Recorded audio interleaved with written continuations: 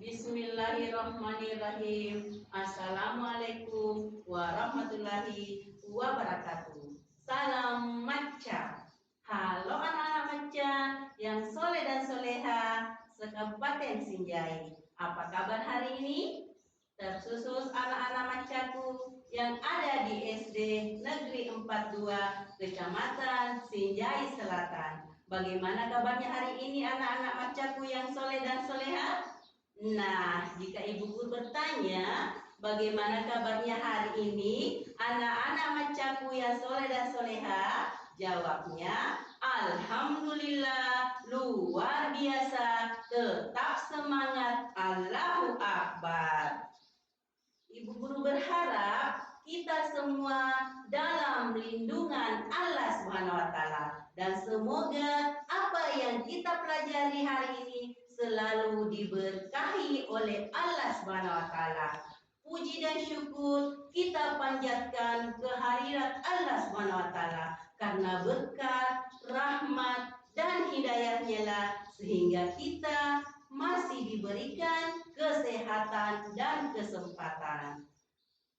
Pada hari ini, Ibu Guru berada di studio mini Gema Bahana SD Negeri 42 Bikeru, Kecamatan Sinjai Selatan. Dan tak lupa kami ucapkan terima kasih banyak kepada Kepala Sekolah SD Negeri 42 Bikeru, Ibu Haja Siti Andi Norma, SPD MSI, atas bimbingan dan motivasinya kepada kami, para guru dan tenaga pendidikan SD Negeri 42 Bikeru, sehingga kegiatan pesantren Ramadan ini dapat terlaksana dengan baik. Iya, jadi di bulan suci Ramadan ini kita melaksanakan puasa karena di bulan suci Ramadan ini yang merupakan bulan Ramadan yang indah, penuh berkah. Agar mendapatkan keberkahan dari Allah Subhanahu wa Ta'ala, marilah kita membaca surah Al-Baqarah ayat 183. A'udzu billahi minasy syaithanir rajim. Bismillahirrahmanirrahim. Ya ayyuhalladzina amanu kutiba alaikumus siyamu kama kutiba alal ladzina min qablikum la'allakum tattaqun. Ya, artinya, hai orang-orang yang beriman, diwajibkan atas kamu berpuasa, sebagaimana diwajibkan atas orang-orang sebelum kamu, agar kamu bertakwa. Bagaimana anak-anakku yang soleh dan soleha? Iya, semoga semua dapat menjalankan perintah Allah Subhanahu wa Ta'ala dengan berpuasa di bulan Ramadan ini. Bulan penuh berkah dan penuh ampunan yang telah memasuki hari kelima. Selain berpuasa, anak-anakku Maca yang soleh dan soleha juga harus memperhatikan sholatnya. Dan sebelum sholat, kita harus berwudu. Baiklah, di kesempatan kali ini, Ibu Guru akan menjelaskan bagaimana cara berwudu dan sholat yang benar. Insya Allah. Ya, sebelum belajar, seperti biasa kita membaca dahulu doa sebelum belajar, agar segala kegiatan yang kita lakukan diberkahi oleh Allah Subhanahu wa Ta'ala. Doa sebelum belajar. Rabbi zidni ilma warzuqni fahma. Ya Allah, tambahkanlah aku ilmu dan berikanlah aku rezeki akan kepahaman.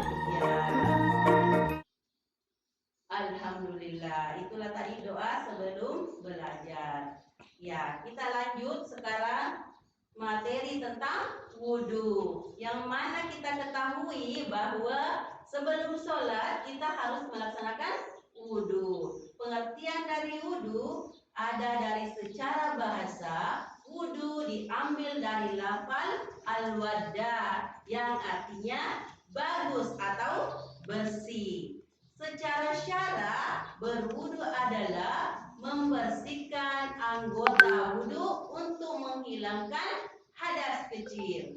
Jadi berwudhu adalah tindakan yang harus dilakukan seorang muslim sebelum melaksanakan sholat. Karena wudhu sendiri merupakan salah satu syarat sah sholat.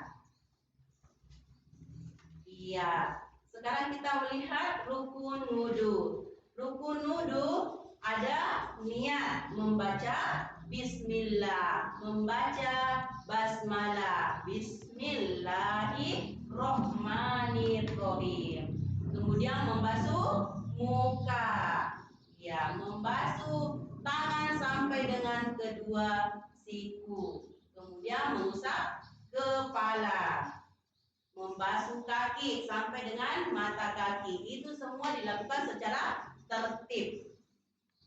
Adapun sunnah wudhu, ya, diantaranya membaca basmalah, membasahi kedua telapak tangan hingga pergelangan, berkumur-kumur, menghirup air ke dalam hidung lalu mengeluarkannya, menyela-nyela jenggot bagi kaum laki-laki agar kulit yang terkena kulit jenggot di situ tertutupi, jadi harus kena air. Kemudian menyela-nyela jari tangan, mengusap semua kepala dengan air, mengusap kedua telinga luar maupun dalam. Kemudian menyela-nyela jari kaki, ya, jari-jari kakinya nak di sela-sela. Ya, membasuh, mengusap anggota wudhu sebanyak 3 kali. Kemudian mendahulukan bagian yang kanan, kemudian yang kiri. Kemudian memperpanjang basuhan sedapat mungkin kepada bagian depan, sebelah, atas siku dan mata kaki. Ya, tidak berlebihan dalam menggunakan air. Ya, menggunakan air seadanya ya nak, jangan berlebihan. Disunahkan juga menghadap kiblat. Ya, kemudian tidak berbicara ketika sedang berwudu. Iya, misalkan ada yang temani bicara, ya tidak usah digubris dulu nak, karena kita sedang berwudu. Kemudian membaca doa setelah selesai berwudu. Iya. Kemudian sebelum berwudu kita membaca niat. Ya, niatnya itu bisa dalam hati, bisa juga dilafalkan. Ya, niatnya itu nawaitul wudu alil asgari fardan lillahi ta'ala. Artinya, saya niat berwudu untuk menghilangkan hadas kecil. Fardu wajib karena Allah Ta'ala. Ya, setelah berniat nak, ya, setelah berwudu kita lagi mempunyai doa setelah wudu, harus membaca doa setelah wudu. Ya, saya yakin pasti anak-anakku sudah tahu semua. Doa setelah wudu, asyhadu alla ilaha illallah wahdahu la syarika lahu wa asyhadu anna muhammadar rasulullah. Allahumma ja'alni minat tawwabina waj'alni minal mutatahhirin. Iya, itu adalah doa setelah wudu. Ya, kemudian ada tata cara berwudu yang seperti tadi. Tata cara berwudu yang pertama apa nak? Iya, pertama mencuci kedua tangan. Iya, di sela-sela jari-jari kaki tangannya nak. Kemudian kedua berkumur-kumur. Iya. Kemudian mencuci mukanya nak. Ya, cuci semua mukanya. Kemudian kedua tangan sampai siku. Ya, dahulukan dulu tangan kanan.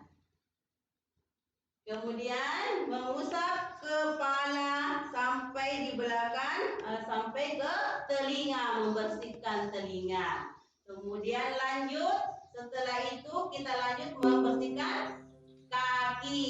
Iya, membersihkan kakinya, sela-sela kakinya Dina. Iya, diperhatikan. Itulah tata cara berwudu.